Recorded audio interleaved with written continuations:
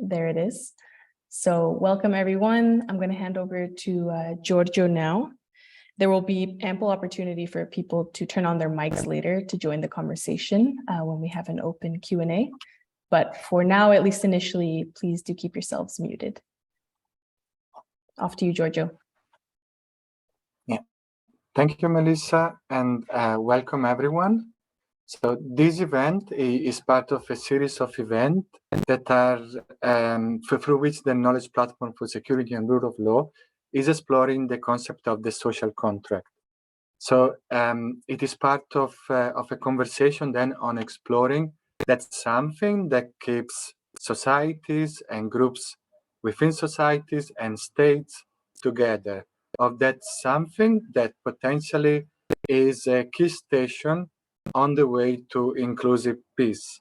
You can see here on the screen two definitions of social contract to give us a bit of a starting point. One is from the Department for Stabilization and Humanitarian Affairs of the Dutch Ministry of Foreign Affairs. The other one is from the KPSRL, based on conversations we had last year. I'm not going to go too much in depth in them. I just want to point out how much based on an exchange to build consent they are. And with this webinar, we are going to explore whether that is the right way to think about authoritarian regimes, given what holds them together. Last year at the annual conference of the KPSRL, there was a lot of talking around authoritarian bargains, so the exchange of civil and political liberties for economic security. This year, we want to go much farther in exploring what holds authoritarian regimes together, and also in exploring the implications for engaging with them for security and rule of law. I would like now to open a very brief poll to just understand a little bit your interest in this topic. So you will see a poll appear on your screen in a second. And you Sorry, Giorgio. Unfortunately, the poll seems to not be working at the moment. So perhaps we can encourage people to write in the chats the answer to the question. Absolutely. So yeah, if you would just like to write in the chat what is most interesting for you about this topic. And in the meantime, I will cover the agenda. Because we will have 3 presentations, each of 10-15 minutes. The first will be by Natalia Forrat from the University of Michigan and Freedom House. She will be talking about 2 key drivers that hold authoritarian regimes together, using comparative research from different Russian regions. The second presentation will be by Erwin Van Veen from Clingendael, and he will be talking about how governments in the Middle East continue to secure a measure of consent and stability in the face of economic and ideological crisis. And finally, Alejandro Urrutia from the Institute for Integrated Transition will present a comparative study on the interaction and dialogue between civic actors and security actors, touching also upon how dominant political actors secure the cooperation of the security services, or vice versa. We will have 10 or 5 minutes Q&A immediately after each presentation, and the 3 presentation will then be followed by a longer discussion at the end. Right. So I just wanted to have a quick look in the chat, but nobody has written anything at the moment on on the role of security justice actors in supporting authoritarian regimes. Understood. And that is the only submission. So for the moment, we can move over to the first conversation, and feel free to keep filling the chat in. So Natalia, over to you. Thank you, Giorgio. Let me share my screen. You can all see that, right? So thanks again for the invitation. It's really my great pleasure to share some of my research for you today. Just one disclaimer before I start. I do work at Freedom House, but this is my book research that has nothing to do with Freedom House. So please don't blame any of its deficiencies and shortcomings on Freedom House. I'm the only one responsible for all the bad things. Okay, so the main argument I want to talk about today, and the main thing I want you to remember from my presentation after this workshop consists of two parts. So the first one is that autocrats use two opposite logics to maintain their rule at the grassroots of society. Those two logics are group loyalty, which leads to what I call unity-based authoritarianism, and utility maximization, which leads to what I call division-based authoritarianism. I will obviously elaborate on these two things in the presentation. So the second part is that if we mistake one kind of authoritarianism for the other, we may end up supporting authoritarianism rather than democracy. So those are the two main parts of my argument that I hope to communicate today. This research, as Giorgio said already, is based on a study of 4 Russian regions, but the model that I'm developing is actually widely applicable beyond Russia. And in the second half of the presentation, I will also explain how this theory may add to our understanding of authoritarian social contracts and what kind of practical implications it may have. So let's first talk about the regions that I studied. So here are those regions on the Russian map. The main thing to remember about those regions is that I selected them very much non-randomly. I will not go into a lot of details about that selection process, but the main kind of thing to know is that 2 of those regions had very high and stable regime support at the elections. And the other 2 actually had very unstable regime support, sometimes high, sometimes low. So that's why I wanted to compare these 2 pairs of regions and see if I can find any explanation about why we see so different electoral patterns. So I did field work there in 2013, 2014. I worked in regional libraries. I interviewed state officials, regional parliamentarians, people who worked in public education, social services, NGOs, in religious organizations. I also engaged in some observations in those grassroots kind of organizations in the space between society and the state. And also whenever they shared any documents with me, I analyzed those. So that is kind of the bulk of my data. So the main thing I found through this study is that the reason that people in these regions viewed the state differently. And because of that, these regions had different kinds of political machines based on different logics, and that led to different electoral performance.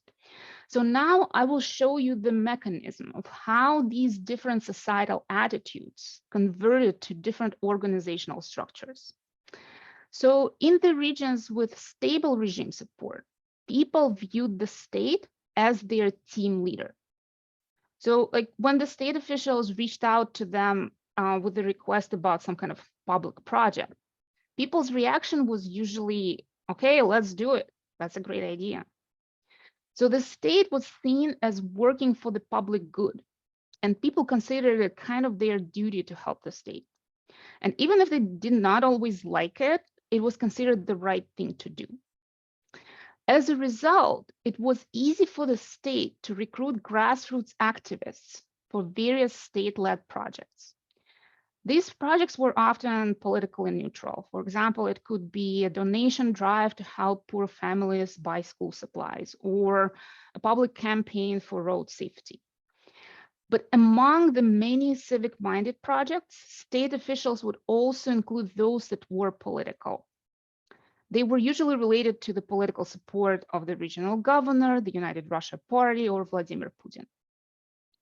This way, the regional authorities in the Kemerovo region and Tatarstan, those regions with stable support, were able to create a top-down, unity-based political machine. So these machines were fueled with the energy of the civic activists and the societal pressure on individuals to do the right thing, like to support their team. In this kind of political machine, the political gets blended into the civic.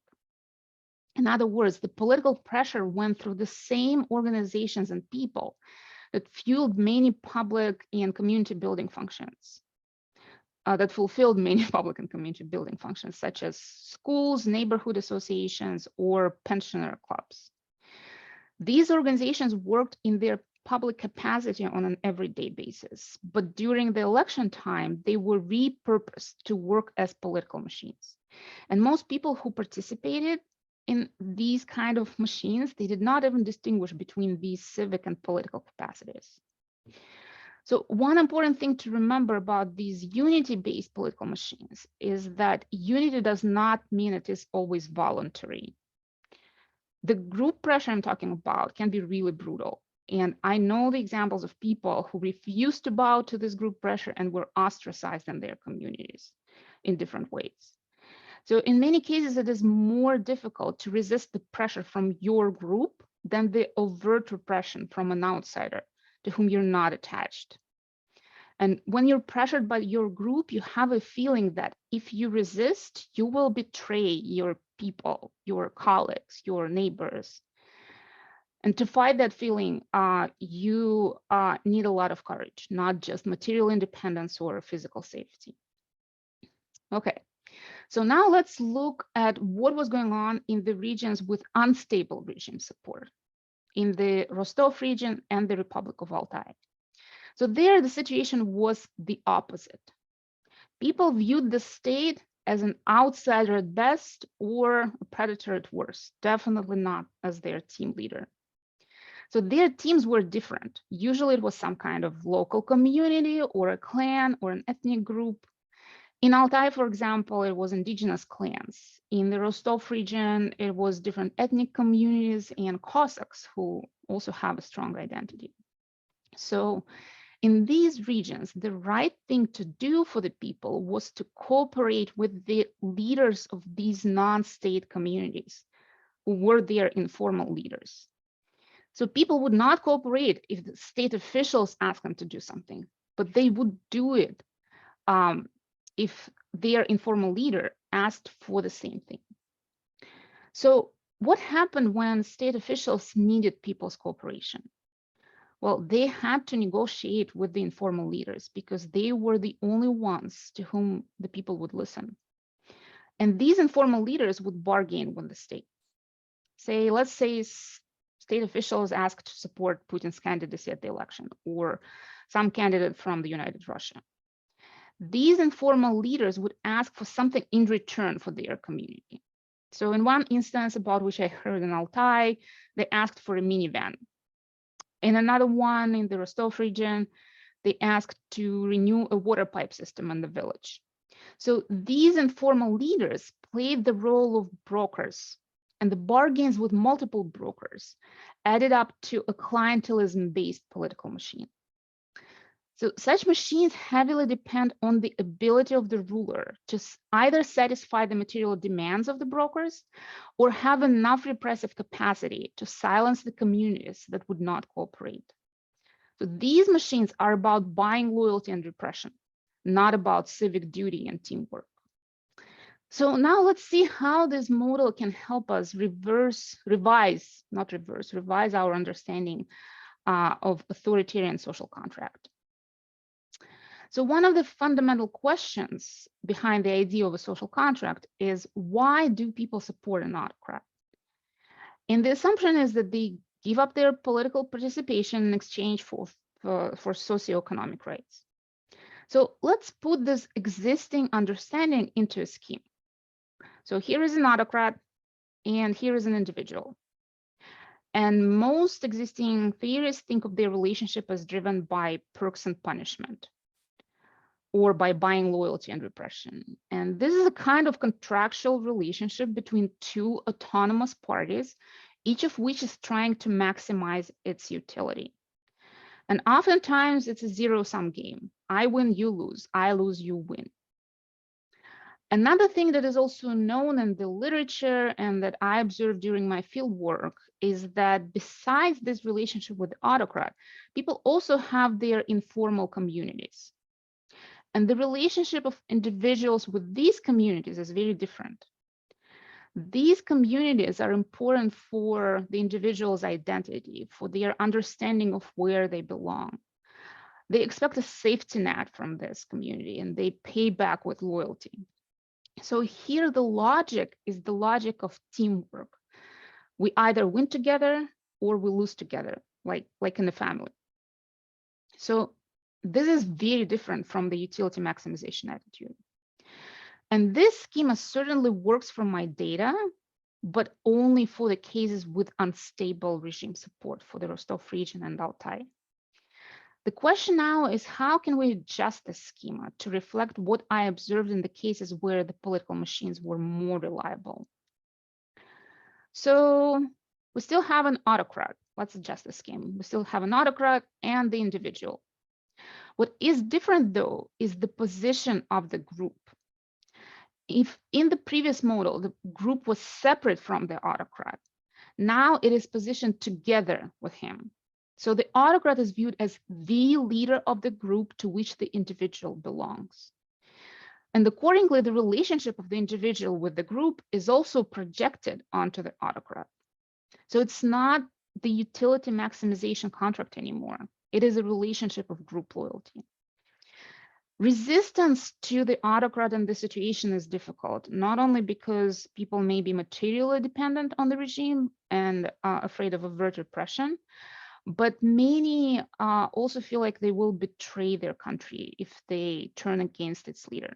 So they do not separate the country from the state. And this is one of the main roots of the obedience of Russians. So if we go beyond Russia, we can see that other countries also tend to lean towards one or the other model. For example, I think all authoritarian regimes in Africa that I know of operate in a rather socially divided environment. Autocrats must use the utility maximization logic there. If we look at China or North Korea, these regimes are definitely based on unity rather than division. So we should remember, though, that these models are ideal types. So the degree to which a specific country follows one or the other model should be discussed in each case separately. So in conclusion, let me talk very briefly about the practical implications of this research. The two models that I presented highlight two opposite natures of authoritarianism. And the democracy-oriented work must counteract these two opposite natures. In the case of unity-based authoritarianism, the problem is that the state authority is too strong and unconstrained. And in the case of division-based authoritarianism, the problem is that the state authority is too weak and it cannot enforce the impartial rules for everyone. So here it is important to separate between the authority of the state as an institution and the authority of the current state leader. When state authority is too strong, when I'm saying that it's too strong, I mean that it's the group pressure in society to cooperate with the state agents that is too strong. Not necessarily that the state has a lot of guns, although sometimes these states also have a lot of guns. So these problems, too strong state authority, too weak state authority, they are the opposite, and the practical implications kind of follow from this. I think there are sets of actions that would be useful in one setting, but harmful in the other. So let's very briefly kind of name those. What I think would be useful for useful in terms of democratization, in terms of moving the needle kind of in the democracy towards democracy and the rebalancing the system. So what would be useful for unity-based authoritarianism, but not for division-based authoritarianism? I think supporting identities and institutions independent from the state would help to rebalance the system.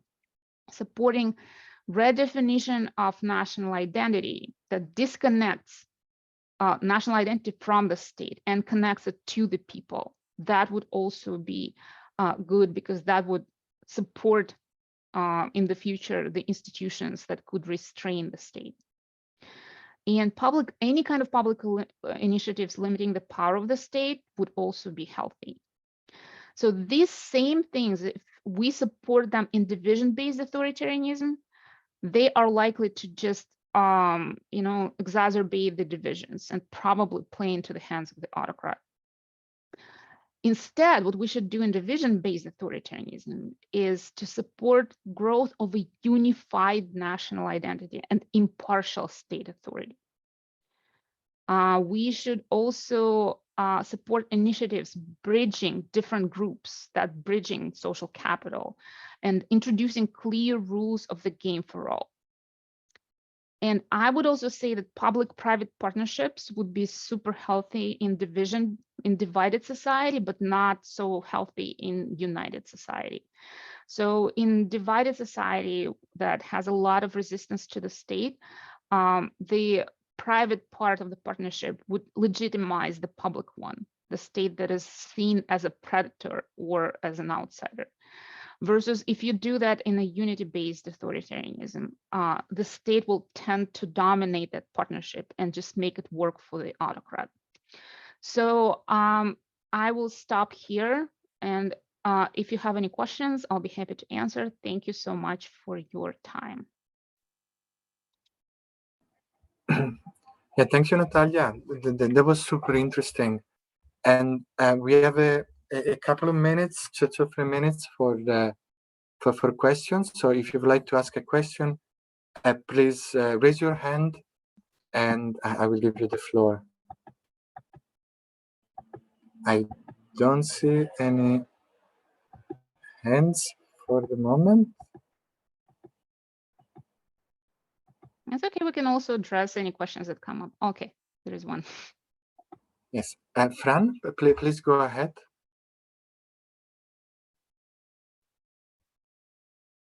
You're muted. Sorry, thank you. Okay, thanks for a great talk. I was wondering about the how clear-cut you think it is between the division-based and the unity-based authorities, and sort of how to tell them apart when there may be elements of each in one particular regime. Well, there are usually elements of each in one particular regime, and even in Russia, which I think actually leans way more towards the unity-based one than other countries, I was able to find the instances, like the different regions where we can see contrasting patterns. So, but you can, there are some some manifestations, empirical manifestations of different kinds of authoritarianism. If you see a lot of competition, like Venezuela, it's like the country that is divided in half, and competition is huge there. It's not like there is no one participating in election and a unity around the leader. That's not characteristic at all. The problem there is the democratic norms, following the same rules. Usually the division-based societies where authoritarianism, division-based authoritarianism may take roots, they are more competitive, they're more violent. Usually money means more than power there, like state power. People go in and out of state office because the state does not have legitimacy by itself. It doesn't give you any of that authority, right? Versus the money, you can always buy stuff with it. You can buy that loyalty from other people who do not see you as a leader. So those are the basic kind of empirical manifestations, I think, of the division-based one. The unity-based one is exactly when you have the opposite. You don't have a whole ton of electoral competition. You have frequently very strong civic identity, ironically, but you also have a lot of state-driven corruption. It's not the bottom one where a lot of small actors that are trying to take advantage of their little state office, but it's the corruption that comes from the top. It's the corruption that comes from the very, from the president, from the government, from the law enforcement agencies, like all these kinds of things. So these things are different. There are a number of ways you can distinguish them, but I definitely agree that these patterns are very mixed. So it is important to look into the specific area where you want to work if you're thinking about practical implications, and understand where the authority lies there and what exactly is the problem, to diagnose it first and then only do the intervention. Yeah. Thank you. Thank you, Natalia. We don't have more time for questions on this presentation, and I would like to move on to the next one. So, Erwin, please, over to you. Well, thanks, Giorgio. And that was a wonderful story, Natalia. Thank you. And it reminds me of conversation we had in our research team the other week on the re-election of Erdogan, right, in Turkey, just to make a little bridge with the Middle East, where we were not as much surprised that he was re-elected as much as we were surprised by the fact that the opposition came within a 4% difference, right, with all the incumbency advantages, and Erdogan hewing quite closely to your unity model, right? A leader who instills patriotism and loyalty, and not voting on him, I think, is to some extent seen as betrayal among particular segments of Turkish society. So I guess that could also point to a mix or some hybrid model in the story you just gave us. Anyway, what I wanted to do is to flip over to the Middle East, as to shine a light on authoritarianism in a different region. And what I want to do is basically to proceed in 4 steps quickly, of course. One is to give you some of the basics, then to talk a little bit about the crisis of authoritarianism, and then turn to the question, why does authoritarianism in the Middle East turn out to be so sticky? And then finally to end with a few thoughts on factors that influence the scope of reform under authoritarian conditions. So if we look at the Middle East, a slightly broader conception of the Middle East, there are 16 countries, and we could argue that at least 13 of them are sort of authoritarian regimes, with the possible exception of Kuwait, that you could argue is sort of a hybrid system. Israel and Turkey I leave aside. They, for different reasons, they're kind of mixed cases. For one, it depends on which parts of its residents you talk about, whether it's authoritarian or not. And Turkey is becoming more and more authoritarian, but not quite there yet, you could argue. So what is interesting, I think, in these, let's say, 12 countries out of 16 that you could sort of label as authoritarian countries, we see different shades of authoritarianism, right? Different kind of systems. You have countries, and I'm thinking about Lebanon and Iraq here, that basically have elections, but the elections only shift emphasis among ruling elite groups, right? They don't change the ruling elite groups. There's no entry or exit, or very little, of new political actors and players. And that is maintained by mechanisms of clientelism and sectarianism that play a role behind the scenes and that keep the power equation relatively stable and allow the same cast of elites to basically rule in a fairly authoritarian fashion. And then there are facade republics, countries that pretend to be republics but are in reality sort of more authoritarian systems. And that includes places like Syria before 2011, Syria, Egypt, Yemen, Iran, Palestine. There's a fairly large group. And then, of course, there are the monarchies that make up most of the Gulf countries, as well as Jordan, that are obviously not parliamentary monarchies in the sense that they might be understood in Western Europe. So I think the point is, and I'll turn to that in a bit, is that these different sort of mechanisms or types of authoritarianism, if you like, have different maintenance mechanisms, right? They have different ways to perpetuate their authority and make it, to some extent, look and feel legitimate.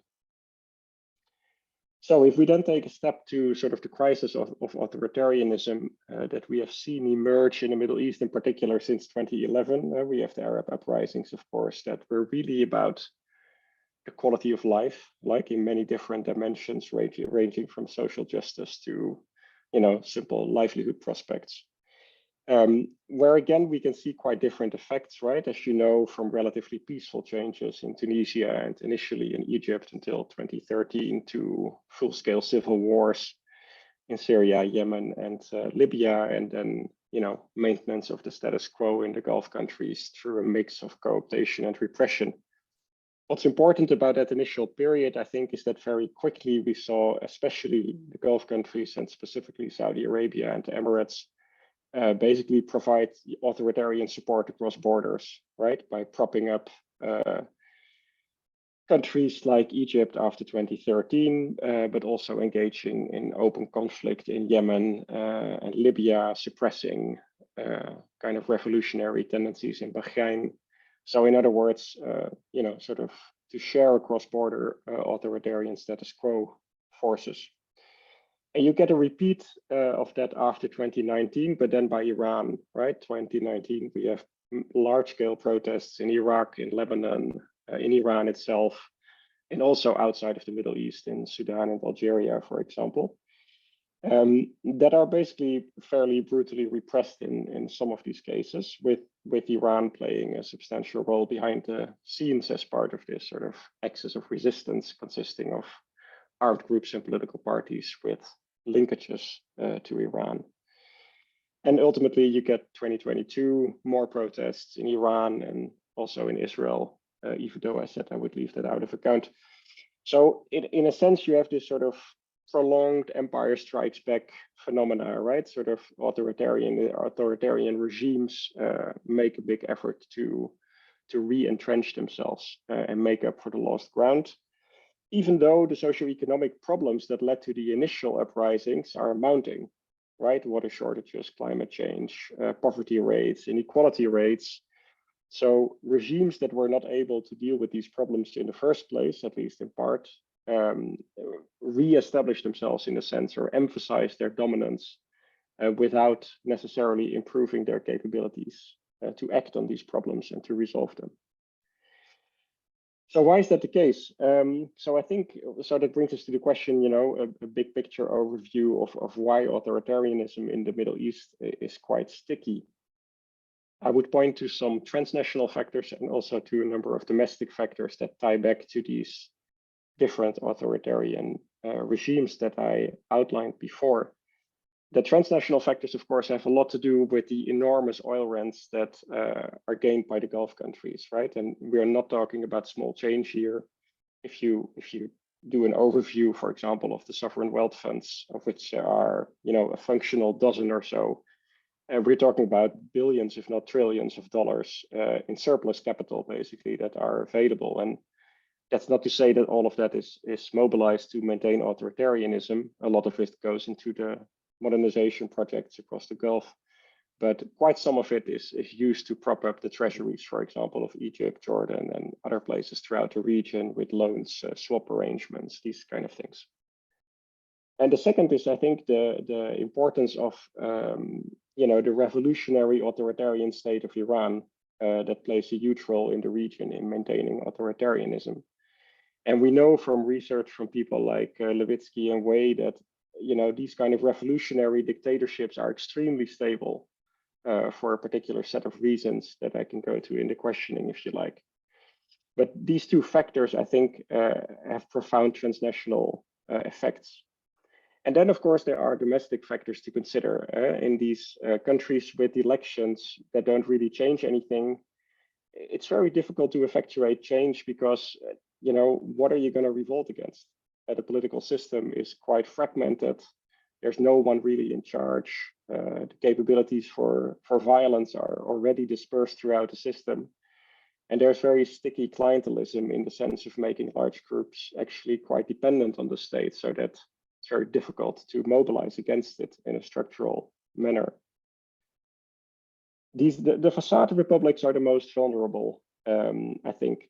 So there, and that's also where we have seen a fair bit of conflict, right? Egypt, Yemen, Syria have all been the site of pretty massive, Yemen as well, of massive confrontations and civil wars. So there it really depends on the level of elite cohesion and the loyalty of security forces to the ruling elite. What happens when mass protests hit the street, for example. The monarchies have been surprisingly resilient to any form of, how shall I say, protest and social demands for change, for two simple reasons. One is sort of the cradle to grave model, of course. I mean, the level of livelihoods and well-being and wealth are just much higher. So there's less to be dissatisfied with. But also we shouldn't underemphasize, I think, the socio-religious legitimacy of many of these regimes among significant parts of their population, of course, excluding all the, shall we say, imported labor under the different kafala systems. So that brings me to the last point, sort of if we take that as an overview, right, the crisis of authoritarianism and then the entrenchment, nevertheless, of authoritarian regimes throughout the region for the time being, you know, what is really the scope for reform under such authoritarian conditions? And I think I will point to a few factors, but what is important, I think, is that governance reform that touches on, shall we say, the power arrangement in the national political settlement. So the elites basically that run the country and the way they divide public authority and public resources among themselves, that's essentially off the cards, right? Like any attempt to change that will be met by repression and, if necessary, large-scale violence. And we've seen that in places like Syria and also in Iraq in 2019, for example, with 600 activists or plus, you know, basically being shot point blank on the street in many cases. But that does not mean that reform in the sense of progressive change according to the priorities for which people went on the street in the first place is not possible at sort of the subnational governance level, for example, or in terms of specific policies or administrative mechanisms, as long as they don't touch on the heart of the division of power. So then if you comb through the entire literature that exists on this topic, it's possible to distill a few key factors that sort of influence the reform or change space, you might say. I think one obvious one is sort of the development orientation of the domestic elites, right? It's not to say that in authoritarian countries, the elites cannot be pro-development. Of course, that's possible. And we only have to look at places like China, Rwanda, arguably Saudi Arabia, the Emirates, and a number of others. And factors that go into that are, you know, sort of the nature of the political settlement and the level of administrative effectiveness, you know, that have an influence on that development orientation. On the other side, I think there is something to consider around the advocacy strategy for change, right? In terms of how our demands for change are articulated. And that has to do with the nature of the claims, right? Obviously, you know, outright revolution runs a much higher risk of just being repressed than more moderate forms of change that might be accommodated within the power structure as it exists. And then, of course, the extent and the manner to which socio-political mobilization is possible. In other words, how can collective action barriers be surmounted is a critical factor, right? And that really depends per country, and it depends on the tapestry or, you know, the strength of civil society, religious organizations, you know, sort of the social capital that exists in associative form and between communities. And then thirdly, there is the element of foreign pressure to consider, right? That also influences the scope of reform, even though, of course, it is usually only of minor relevance. And that has to do with the intensity of foreign pressure and the coherence, right? Is the international community united or divided in its view of a particular development? Let's say repression or something like that. And is it prepared to act on it with consequences? And to what extent that makes a difference, of course, relates to the dependency of countries, you know, for political support, economics, trade, any form of critical input to the maintenance and the perpetuation of the political settlement that is in place.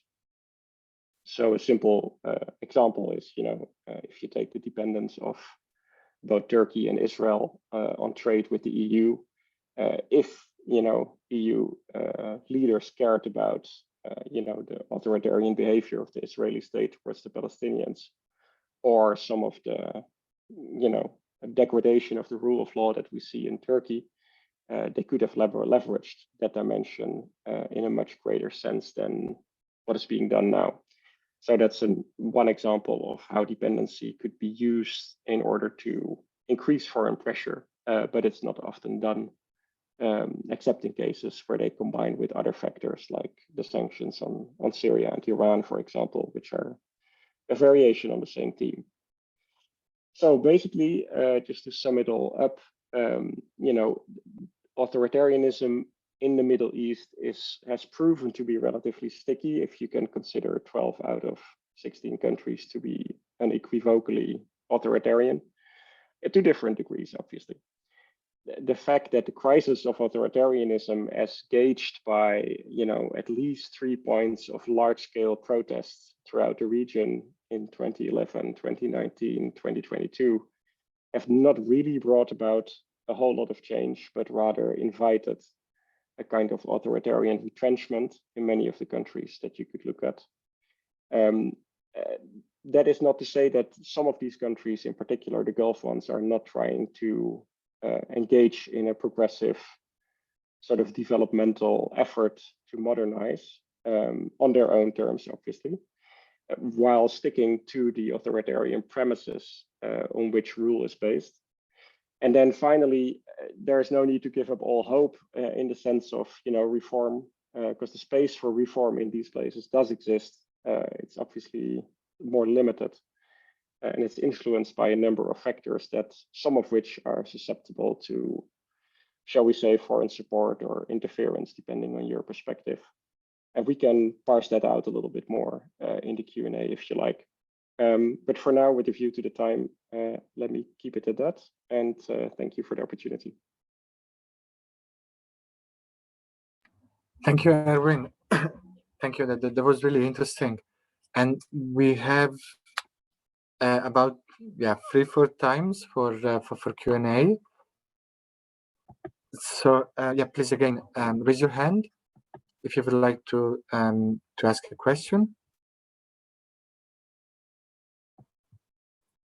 And Melissa, are there any questions in the chat that? Not yet, no. There's a comment on the role of the security sector. Come again, Christian? There's a comment on the security sector, I think, in the specific case of Iran.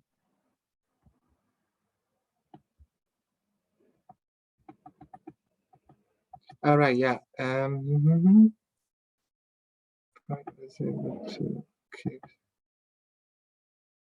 Yeah, Erwin, there's a comment in the chat that says, I think of the Shah of Iran, who up to a certain point was able to keep the security services weak in order to prevent a direct challenge to him. So their support was essential, but they were a weak institution. So so that was an answer to the comment that you had made on Natalia's presentation. Yeah, well, I'm happy to react to that. I mean, it's kind of a big topic, and I think Alejandro will also have things to say about it. But I mean, if we look at the role of especially security institutions in the maintenance of authoritarianism, there are different models, right, that we can distinguish. I think one quite common model is to coup-proof the security forces, right? To have different security services that basically compete with each other for patronage from the top of the political system. And that prevents essentially any of these security forces to obtain too much power of its own. what will happen when a system like that undergoes a real stress test, as in Syria, for example, in 2011, when it's exposed to mass demonstrations, really depends on the level of coherence between the top level of the leadership of these security institutions and their ties to the top, in this case, Assad, right? And that requires really context-specific analysis. In Syria, it held together for different reasons. In Egypt, it did not. Right, so we can go into these factors, but that would be a bit time-consuming for now, maybe. Another model is, of course, what you especially see in revolutionary states like Iran, and that's why the point on the Shah is interesting. The Shah had more of a coup-proofing model, right? What happened after the revolution is that the revolutionaries did not, or at least the Islamic side of it that ultimately won the revolution in a sense, did not trust the regular army, and therefore they created their own security and security architecture, which is essentially the Bashis and the Islamic Revolutionary Guard Corps, who over time have basically grown to an extent that they are much more powerful than the regular security forces, and they are intertwined with the DNA of the revolution, right? So they cannot be disloyal in a sense. They are not, the organizational DNA doesn't allow it. There may be disagreement, but they will never overthrow the Islamic Republic or something like that, and they will take to the street and suppress with violence whatever needs to be suppressed. And I'm sure you can think of mixes between these models as well, but that would be a very short answer, just in view of the time. Yeah, thank you. I see that we have an additional question in the chat, but since it concerns security systems and the third presentation is on security services specifically, I would like maybe to keep that question for after the third presentation. So Alejandro, over to you. Thank you very much, Giorgio. Let me just share my screen. Can you see that? All right, so yes. Perfect. So thank you very much, Giorgio and KPSRL for having me here, and my colleagues for great presentations. My name is Alejandro Urrutia. I'm an associate at the Institute for Integrated Transitions, where, among other things, I lead our Zimbabwe project, and I'm also leading our research on civic military dialogue in the context of hybrid regimes, which is what I will be speaking about today. I'm very happy to be here and to share some of the ideas that have come out of our in-country work, as well as the ongoing research we are doing on the topic. Before I dive into the presentation, maybe I'd just like to speak a little bit about the origins of the research, or the why, if it is so interested in this topic. And it really is quite simple. In most countries where we work, places like Zimbabwe, Venezuela, Mexico, Sudan, the armed forces or the security forces of the country play an outsized role in politics, in society, and in the economies of these countries. And constructively engaging them for the purpose of transitioning into some form of democratic governance is both very difficult, but absolutely necessary. And our colleagues who we work with in these countries are continuously facing monumental challenges in trying to foster constructive engagements between civic and security sector actors. Therefore, the origins or the why we do this, why we're focusing on hybrid regimes and why we're focusing on civic military dialogue in the context of those hybrid regimes, is to empower our colleagues in Zimbabwe and Venezuela and so forth with the necessary tools, best practices, and knowledge to increase both the quantity and the quality of civic military engagements. So today I'll be speaking about four things. One is the nature of hybrid regimes, or at least if its understanding of hybrid regimes. I'll be talking about this hallmark of hybrid regimes, which is the loyalty mechanisms that they use to co-opt security sector actors into becoming the regime's insurance policy. I'll be talking about engagement strategies and recommendations that we've identified through our work and through research to address or overcome common dilemmas that civic and security sector actors face when attempting to engage. And then, time permitting, I'll just give a quick overview of the ongoing research that we are doing, which is a multi-year research project on the scope for dialogue between these two types of actors in hybrid regimes. So to begin, I'll talk about the nature of hybrid regimes. And this definition, I'll just say from the onset, comes from practice and from our own understanding of these regimes. We're not attempting to redefine other definitions that may exist in the field. So I'm quite interested in seeing what other colleagues have to say about what I'm going to present. And for IFIT, hybrid regimes are governments that combine democratic and authoritarian traits.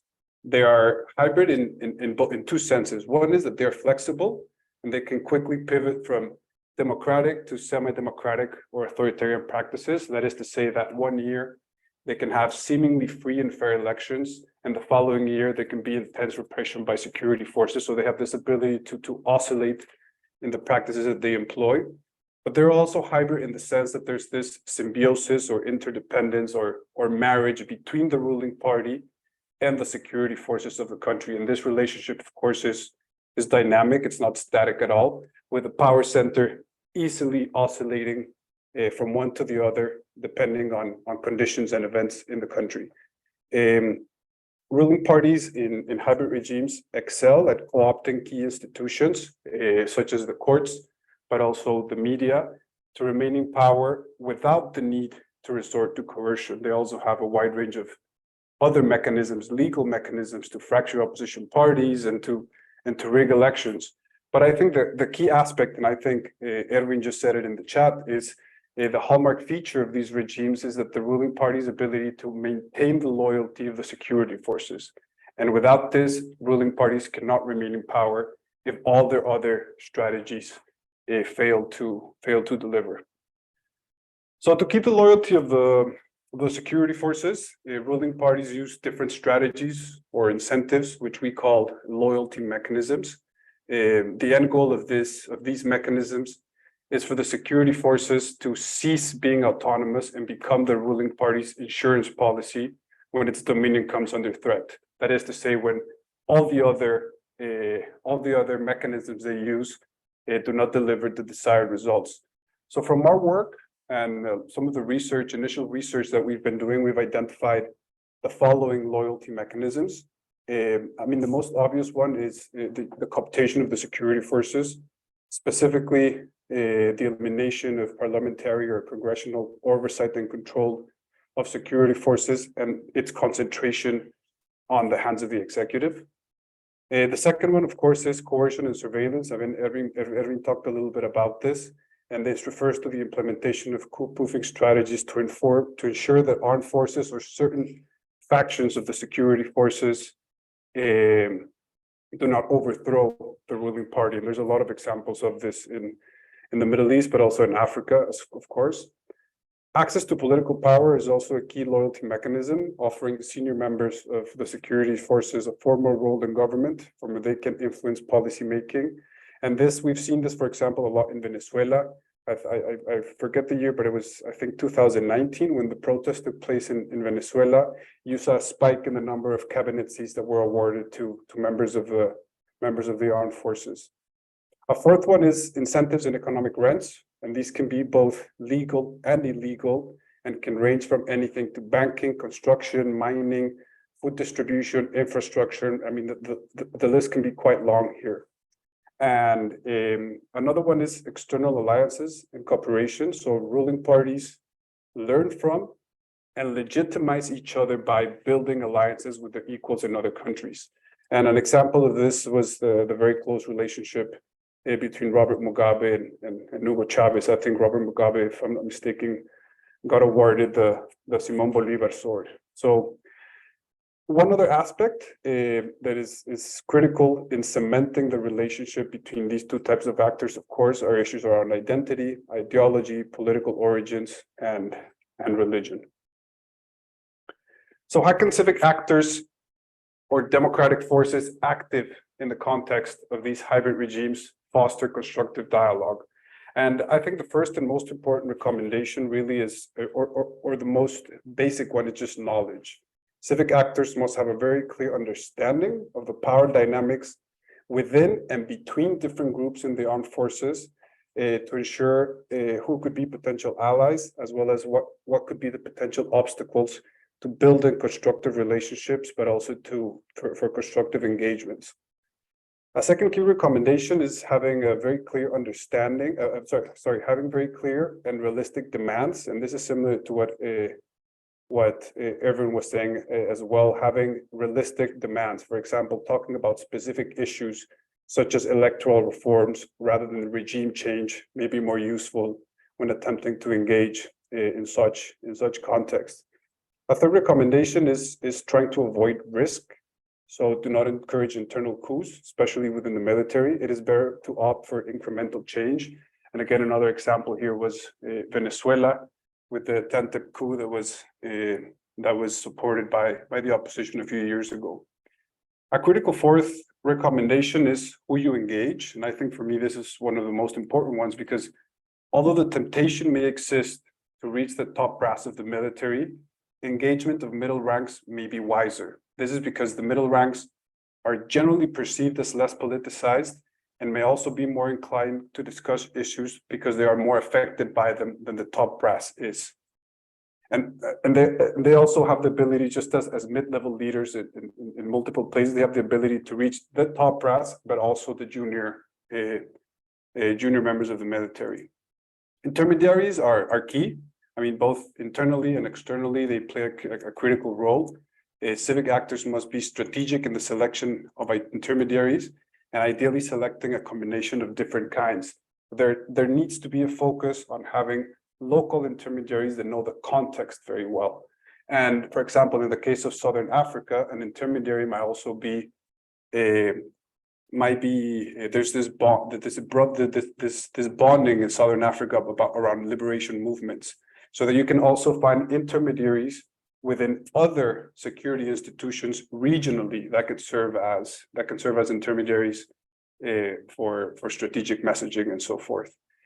As we have said multiple times, also windows of opportunity for dialogue in many of these countries and many of the transitions that we've seen tend to open very quickly and they just close unexpectedly. So in the meantime, it's critical that civic actors and also the international community continuously work on increasing the technical capacity and readiness of civic actors to negotiate when the time is right. And finally, I mean, there is always a need for credible institutional and personal guarantees for security forces.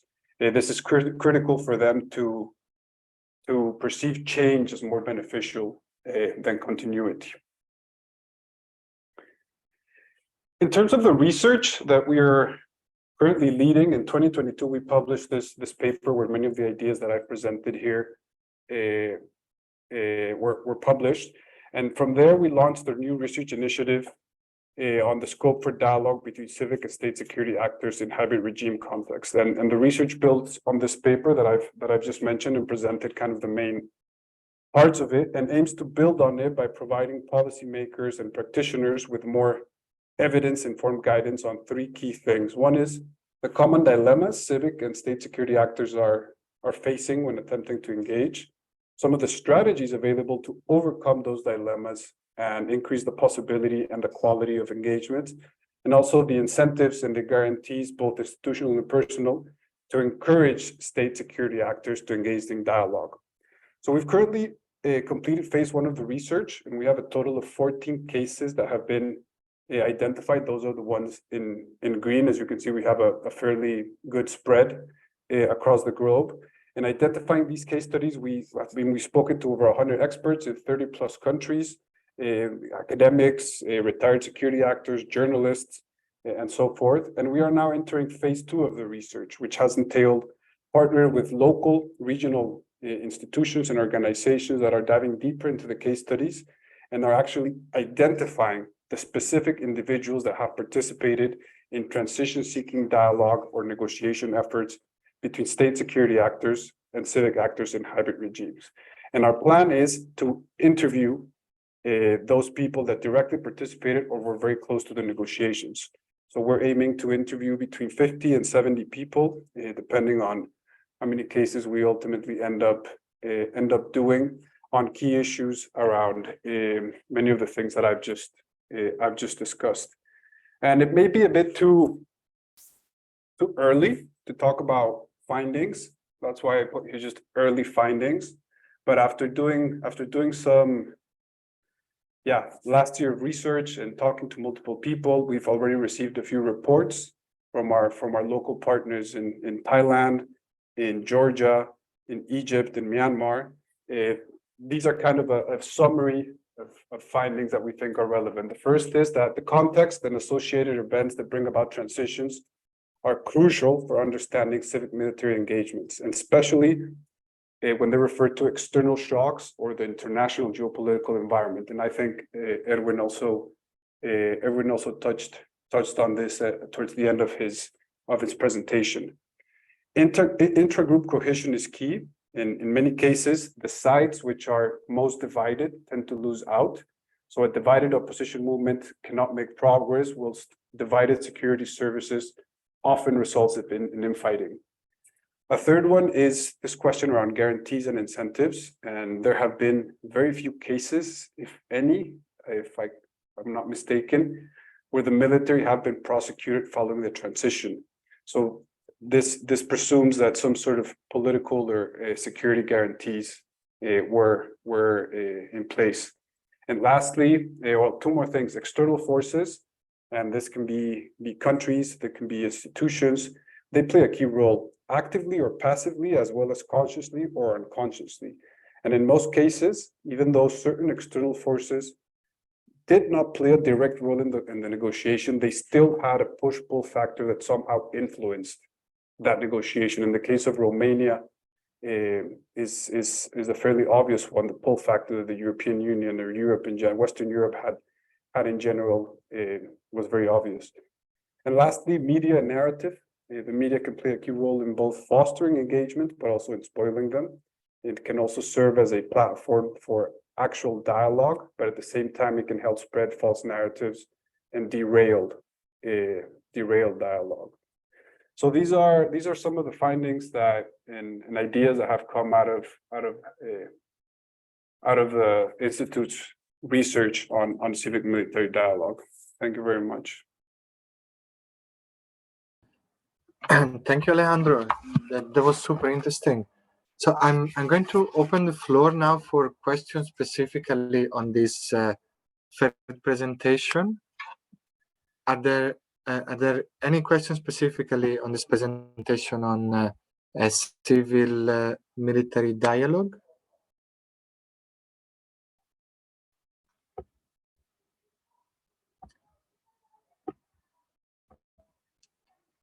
If not, then we can move to the open discussion.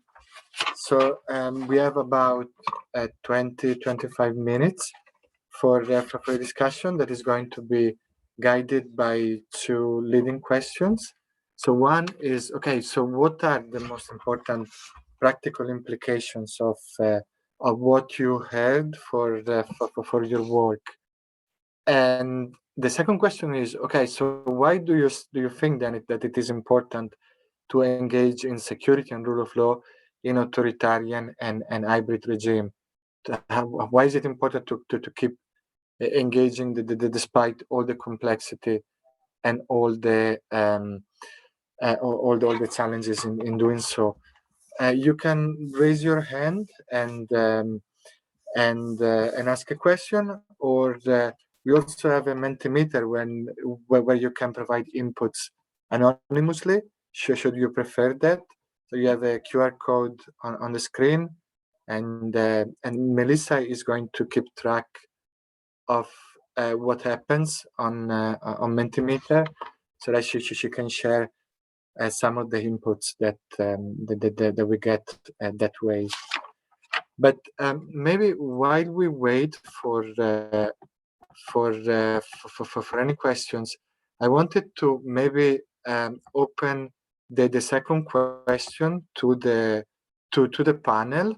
So at the level of like fundamentals, so why do you think that it is important to engage on security and rule of law in authoritarian and hybrid regimes? Or maybe why do you think it is important not to? Because maybe you have a different opinion on this question. So maybe Natalia, would you like to go first on this? So I'm not sure I have a strong opinion about security. But if the question is why it is important to like try to influence anything at all rather than just, hands off, leave these authoritarian regimes and societies to exist as they want, as they like. Well, I think there are a couple of different reasons, and I think they're pretty generic. It's nothing connected to my research. One is definitely a moral one, just because, if there are certain values that your society believes in, it's important to stand for those values. It's important for your own identity, understanding of who you are. It's important for, maintaining your own institutions. And it is important to also kind of help the people who are living in those regimes. And we know for sure that people do not love doing that. How to do that, that's another big question.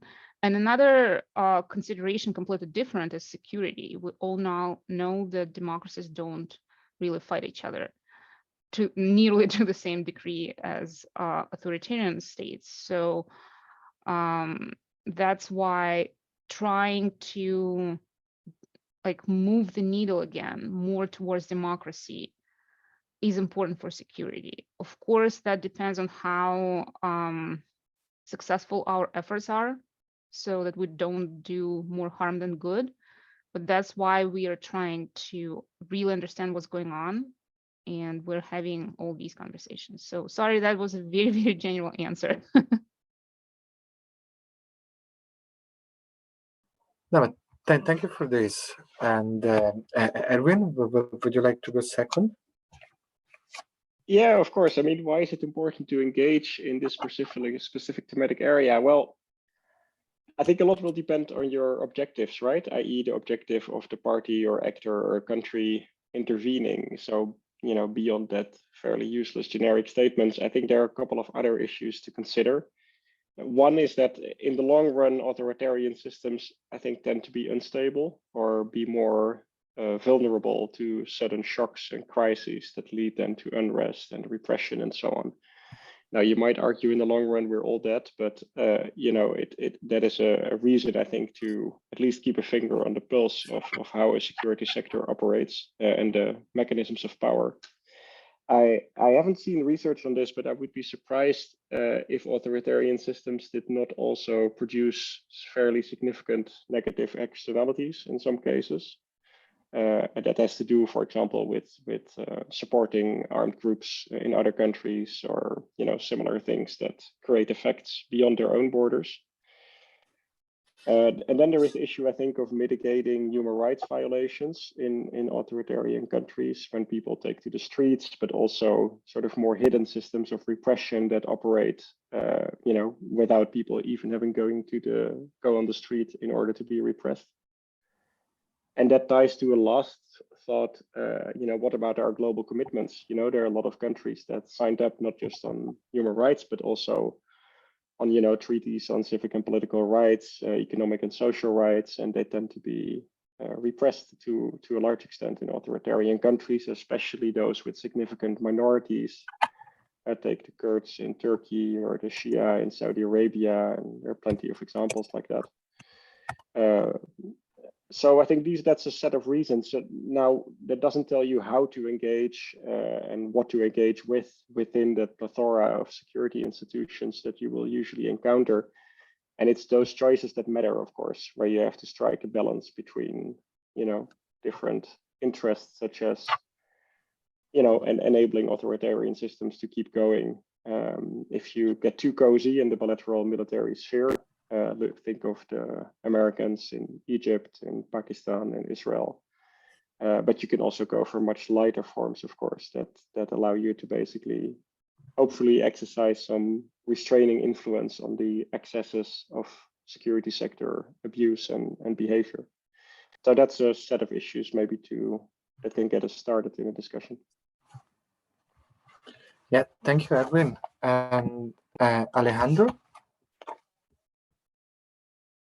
I mean, I don't have much else to say besides the fact that, yeah, any regime doesn't exist in a vacuum, and it has an effect in the region and its neighbors. On so that in and of itself, it's enough for justification for engagement on these critical issues. Yeah, thank you. So, Melissa, do we have any inputs on the Mentimeter?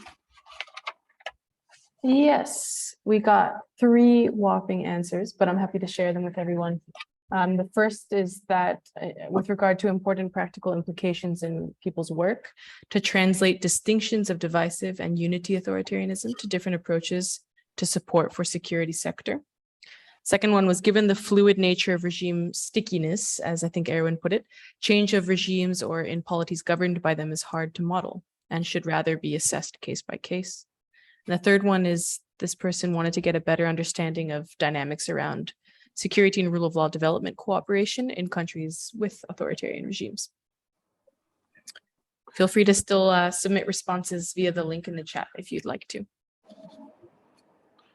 Yeah, so I see that all 3 of them are broadly concerned with this difficulty to understand exactly what the key factors are in authoritarian regimes, and therefore how to translate that understanding into then a practical strategy, which I think is something that that many people would definitely recognize.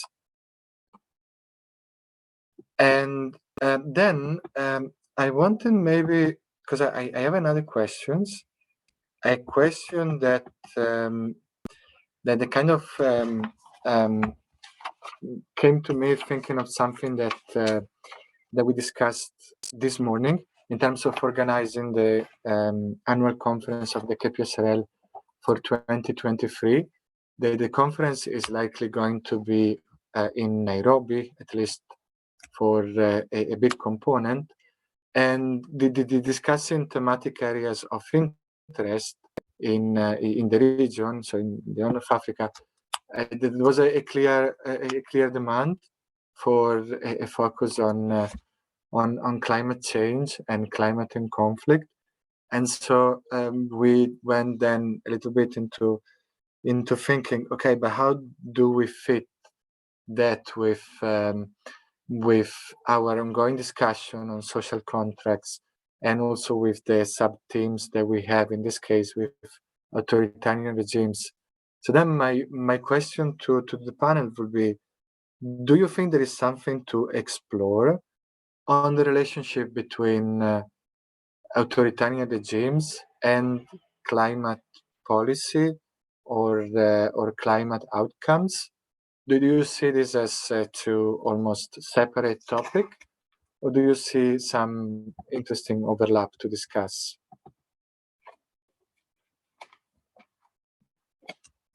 And maybe we can start again from Natalia.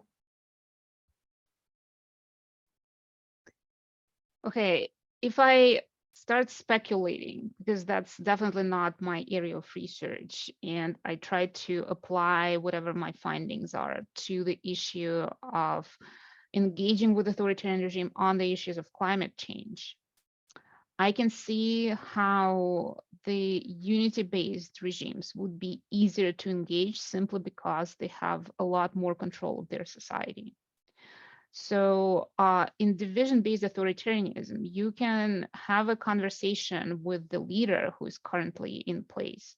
But first, there is a lot more competition. They may change. Second, even if that leader makes whatever decisions to follow some kind of treaty on climate, right? That doesn't mean the leader has a lot of opportunities to enforce the regulations in their own countries. So the state capacity comes into play here in a big way, and capacity really varies across authoritarian regimes. So weak capacity might be really problematic if we want to do something with climate-related changes. On the other hand, you have to also keep in mind which countries are contributing most to the climate change. And I feel like the countries with weak capacity may or may not be the ones who are contributing a lot. So those are my kind of initial reactions to the issue of collaborating on climate change.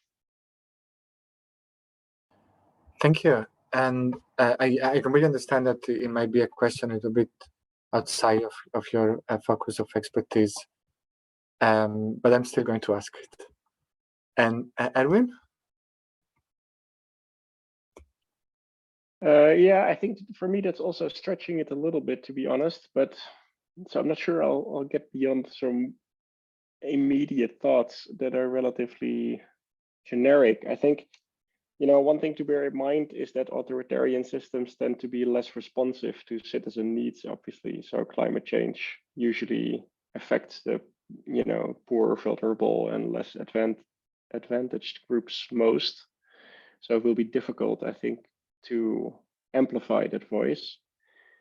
Another probably important entry point is to ask how climate change is affecting the survival of the political elite, right? Or you know, are the effects of climate change in particular places such that they may sort of empower or give rise to new constituencies that could grow to be threats to whoever happens to be in charge? That's another consideration. But I think in a sense, the question is maybe also not even the right one. I mean, given the number of authoritarian countries as evidenced by the work of FEDEM and Freedom House and so on, and there's no choice but to engage with authoritarian countries on climate change, right? It's not like it's optional or something like that. So the trick will be, like in any political system, to find out what makes it tick, right? Where are the interests of particular individuals, ministries, organizations, subnational power brokers, you know, that can be harnessed to a climate change agenda? How can these be incentivized and mobilized? And, you know, what sort of strategies match that? But like I said, that's a very context specific.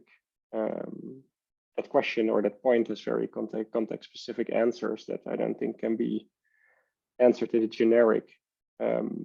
So yeah, let me leave it at that maybe. Thank you, Erwin. And Alejandro? Yes, I mean, this is definitely outside my scope as well. I do think it's a critical question to be addressed, not only because of the impact that it has on the populations living in these countries under the authoritarian regimes, but also because of the incredibly large opportunities that present for corrupt government officials to loot funds from many of these catastrophes, and Cyclone Idai in Zimbabwe is a perfect example of that taking place. So yeah, talk about climate change and the impact it's having is hard, but when you connect it to issues of governance and corruption as well is also important.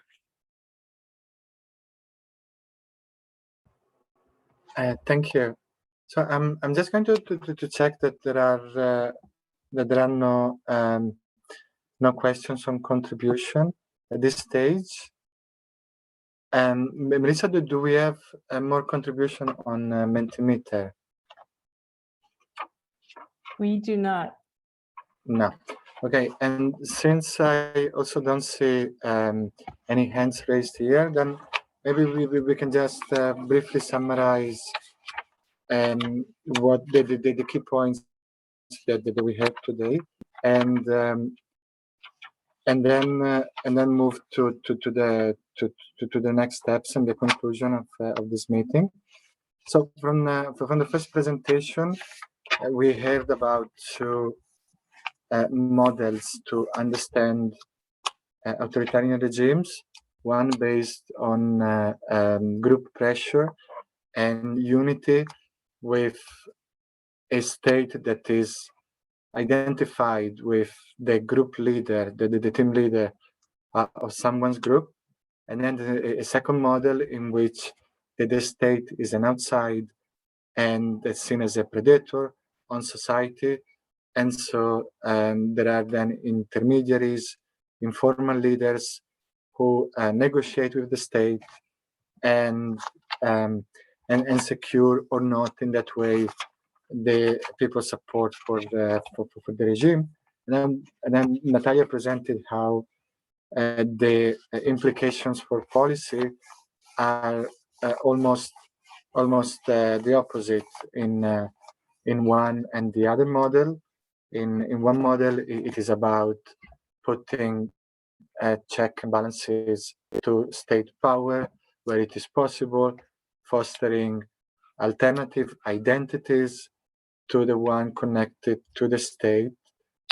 Whereas in a model where that is based on division, then we were talking about trying to build a national identity and to build a little bit more identification with a state that is seen as legitimate and rule-based. And then during the discussion, there were a few comments about again this intention to try to use this model and to push forward on the practical implication to understand, okay, these regimes, this country that I have in front of me, which model fits better, which elements of which model is having, and then what are the practical implications for engagement. Then on the second presentation, we touched about the very different shapes and shades of authoritarianism in the Middle East. We touched on some of the reason of why it has been so sticky, which I think Erwin meant by the fact that these authoritarian regimes have stuck around, even though the reasons that were at the heart of really large protests have not been solved. So they have still stuck around, and we talked about issues around the oil rent, issues around elite cohesion, and issues around for example, elections that don't change anything anyways, and then the policy implications of that were, okay, you need to be a little bit realistic of how to engage with these resilient and sticky regimes. So choose realistic goals, maybe modest goal, incremental goals for engagement. And then the third presentation covered some examples of civil-military dialogue, discussing, for example, discussing how to discussing on one side what explains the loyalty that security services have with the dominant political parties. We touch of different mechanisms of cooptation, of access to political power for security services, of incentives, economic and otherwise, and external alliances that are made, and also the role of identity and ideology and political origins.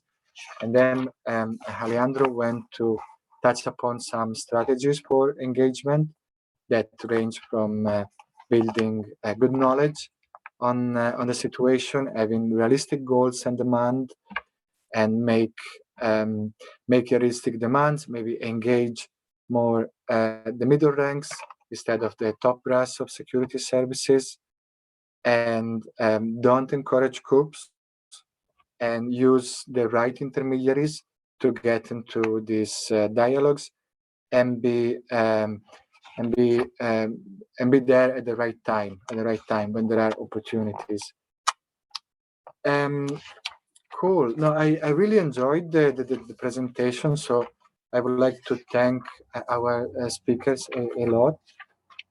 then I would like to mention that the KPSRL is going to have other 2 webinars on social contract this month. One focusing on a phenomena of polarization in the Eastern European neighborhood, and one focusing on the feminist foreign policy of the Netherlands. They are both happening in June, but we are also going to have a couple of more the discussion on authoritarian regimes specifically. They will happen in July and in September, October. And so yeah, this is the start of this conversation. We want to go deeper and deeper with it. As a follow-up to this webinar, please feel free to reach out to the speakers. Please feel free to reach out to each other. Please free to reach out to us at the KPSRL if you want to continue the conversation. And right, then the only very last thing that I wanted to mention is that we would like to hear your feedback on this webinar. So please fill in this survey that you can find at this QR code. It's going to take 3 minutes. And yeah, otherwise, I would really like to thank you for attending. Thank the speakers. So Natalia, Erwin, Alejandro, really thank you for your super interesting presentation.